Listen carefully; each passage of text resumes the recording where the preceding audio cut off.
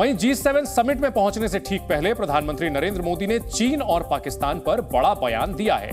PM Modi ने कहा कि भारत चीन सीमा पर भारत अपनी संप्रभुता और सम्मान की रक्षा के लिए तैयार है। मोदी बोले कि दोनों देशों की सीमा पर शांति और सौहार्द सामान्य संबंधों के लिए जरूरी है और आपसी सम्मान से ही भारत चीन संबंधों का विकास संभव है।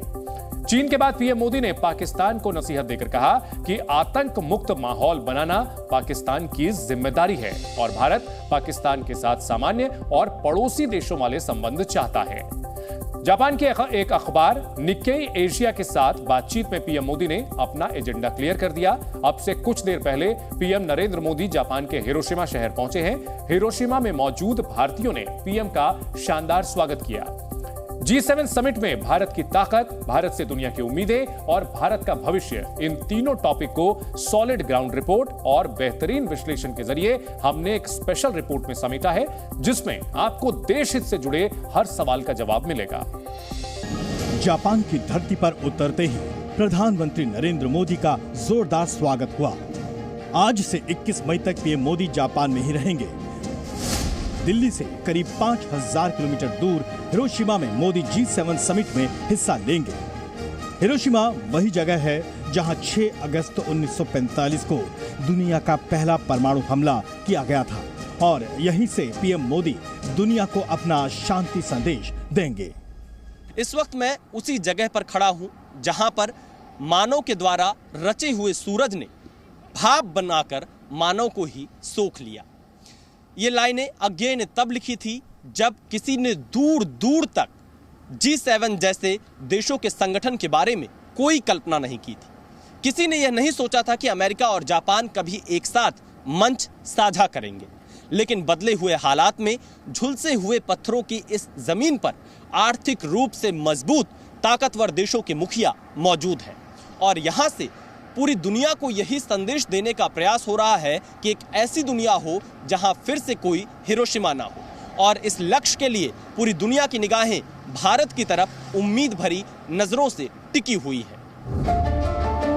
अगले 2 दिन प्रधानमंत्री मोदी का शेड्यूल बेहद बिजी रहने वाला है। शनिवार को पीएम मोदी की जापान की पीएम फ्यूमियो किशिदा के साथ बायलैटरल मीटिंग फिक्स है। इसके अलावा फ्रांस के राष्ट्रपति इमैनुअल मैक्रॉन और 21 मई को ब्रिटेन के प्रधानमंत्री ऋषि सुनक से भी मोदी की मुलाकात हो सकती है। दक्षिण कोरिया के प्रधानमंत्री, वियतनाम के पीएम से भी पीएम मोदी की 1-to-1 मुलाकात होने की संभावना है। G7 summit, besides his interaction with the G7 countries and other guest countries in the 3 structural sessions that I mentioned, Prime Minister will also hold bilateral discussions with several leaders of the G7, as also with the guest countries and the international organizations. Hiroshima में ही प्रधानमंत्री मोदी की Ukraine के राष्ट्रपति Volodymyr Zelensky से मुलाकात होगी। रूस और यूक्रेन के बीच जंग शुरू होने के बाद से मोदी और ज़ेलेंस्की की ये पहली बैठक है। हालांकि दोनों लीडर्स के बीच फोन पर पहले भी कई बार बात हो चुकी है।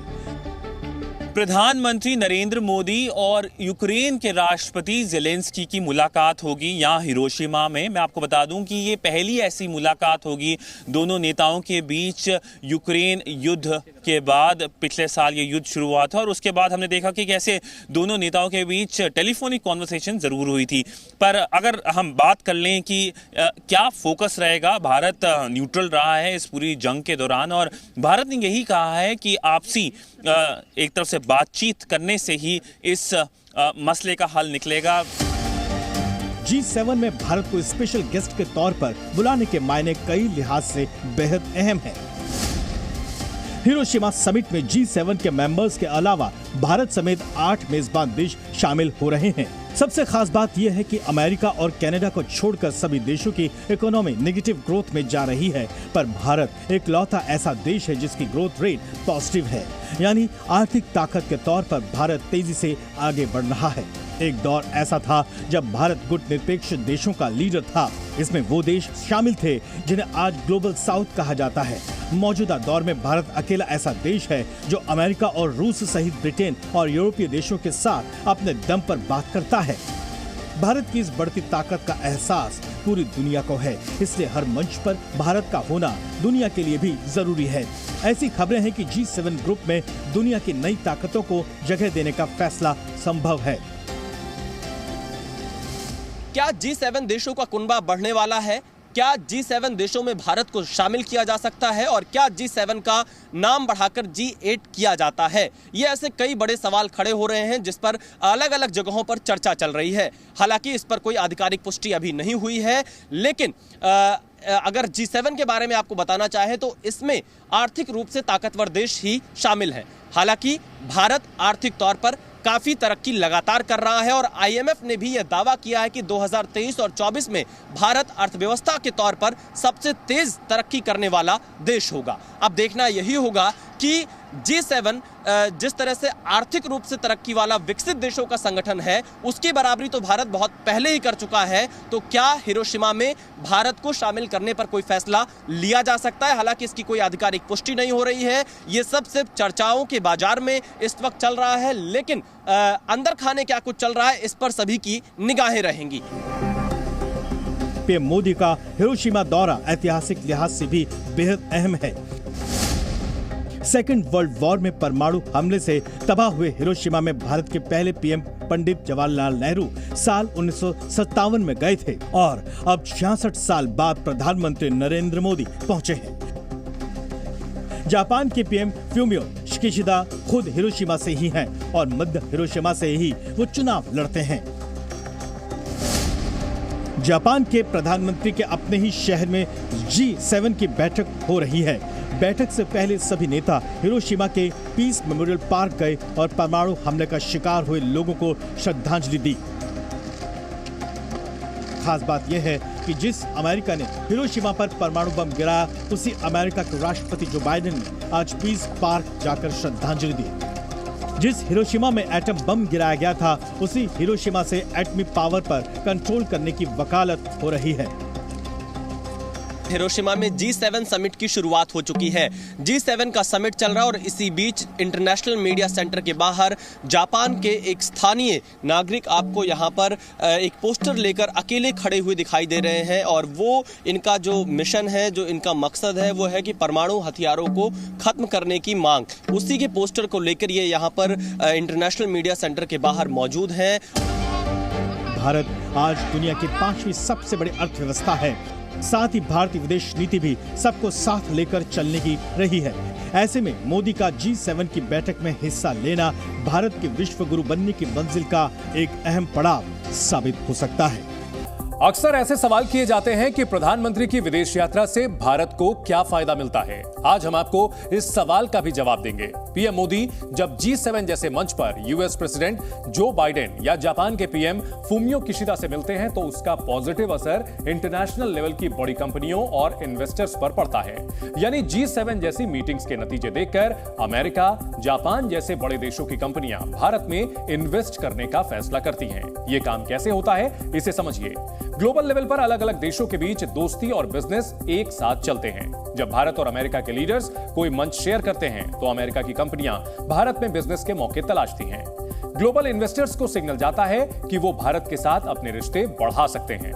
भारत में स्टेबिलिटी है, इकोनॉमी तेजी से बढ़ रही है और बिजनेस के लिए सही मौके मौजूद हैं। इसका सीधा असर ग्लोबल कंपनियों पर पड़ता है। इस फॉर्मूले का मतलब समझने के लिए आपको कुछ आंकड़े दिखाते हैं। पिछले कुछ वर्षों में भारत अमेरिका की दोस्ती मजबूत हो रही है तो बिजनेस भी फुल स्पीड से चल रहा है। हाल ही में अमेरिका की एक कंपनी अमेज़न ने 2030 तक भारत में 1,07,000 करोड़ रुपए के इन्वेस्टमेंट का ऐलान किया है। एक और अमेरिकी कंपनी वॉलमार्ट ने साल 2027 तक भारत से 82,000 करोड़ रुपए के सामान एक्सपोर्ट करने का प्लान तैयार किया है। यही नहीं, इससे पहले टेक्नोलॉजी कंपनी एप्पल ने भारत में अपना मैन्युफैक्चरिंग बेस और ज्यादा बढ़ाने की बात की। पहले एप्पल के ज्यादातर मोबाइल फोन्स चीन में बनते थे, पर अब ये धीरे धीरे भारत में शिफ्ट हो रहा है। ताइवान की इलेक्ट्रॉनिक्स बनाने वाली कंपनी फॉक्सकॉन ने भारत में 12,000 करोड़ से ज्यादा का खर्च करके मैन्युफैक्चरिंग प्लांट्स बनाने का ऐलान किया है। यही कंपनी एप्पल के लिए एयरपॉड्स और वायरलेस ईयरफोन्स भी बनाती है। यानी कि जब भारत की ओर से मोदी बड़ा मंच साझा करते हैं तो इसका सीधा फायदा आर्थिक फायदे के तौर पर देश को मिलता है। यहां निवेश बढ़ता है, नौकरियां बढ़ती हैं और इसका नतीजा तरक्की के तौर पर सामने आता है। प्रधानमंत्री मोदी जब भी विदेश जाते हैं या कोई बड़ा ऐलान करते हैं या फिर किसी ग्लोबल समिट में शामिल होते हैं तो वहां की तस्वीरें और खबरों पर भारत के लोगों की नजर होती है। भारत के साथ साथ पाकिस्तान में भी ये न्यूज देखी जा रही है। पाकिस्तान की आवाम, पाकिस्तान के बड़े पत्रकार और इस्लामाबाद में बैठे एक्सपर्ट्स मोदी के हिरोशिमा दौरे के बारे में क्या क्या कह रहे हैं, उनके रिएक्शन में पाकिस्तान के लिए खतरे की बात क्यों हो रही है, इसका जवाब आपको पाकिस्तान के इस्लामाबाद और लाहौर से आई एक रिपोर्ट में मिलेगा।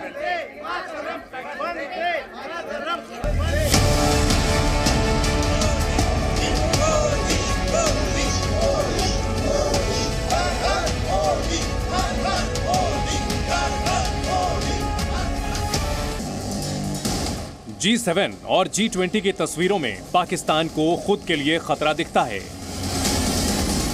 सबसे ज्यादा बातें G7 की हो रही हैं। इस्लामाबाद में चर्चा है कि मोदी जापान पहुंच गए हैं, बड़े बड़े ग्लोबल लीडर से मिलेंगे और पाकिस्तान का जाने क्या होगा। मोदी के G7 फॉर्मूला को लेकर पाकिस्तान में जबरदस्त हल्ला है। पाकिस्तान का दर्द ग्लोबल मंच पर मोदी की तस्वीरें देखकर और बढ़ जाता है और इस्लामाबाद के दुख की सीमा टूट जाती है जब उसके मुस्लिम दोस्त भी भारत का नाम लेते हैं, पाकिस्तान को भारत से रिश्ते ठीक करने की सलाह देते हैं। पीएम मोदी की ग्लोबल मीटिंग का नतीजा फौरन दिखता है। दुनिया में दोस्ती और डिप्लोमेसी का नया मतलब है बम्पर बिजनेस। मोदी जब भी विदेश जाते हैं तो उसके बदले में भारत में निवेश शुरू हो जाता है, बिजनेस के नए मौके मिलते हैं और ये देखकर पाकिस्तानियों के दिल जलते हैं।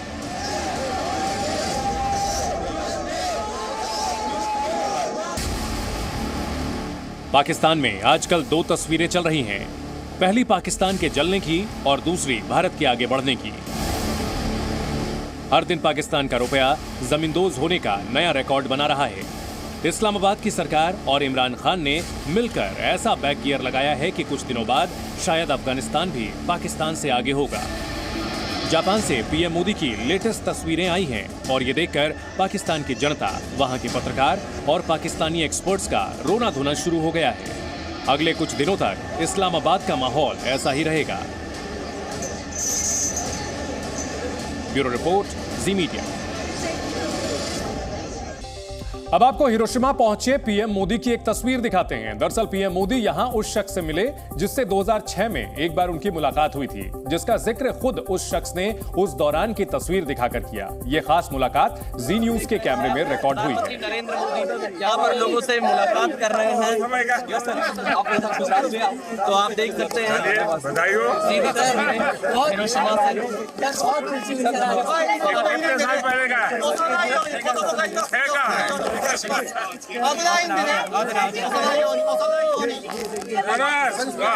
अभी देखा ही नहीं देखिए, प्रधानमंत्री नरेंद्र मोदी यहाँ पर हस्ताक्षर भी कर रहे हैं। एक तस्वीर जो लोग यहाँ पर भारतीय समुदाय के लोगों ने उनको दिखाई है। 6 में मुझे मिला था, 23 में मिल रहा है।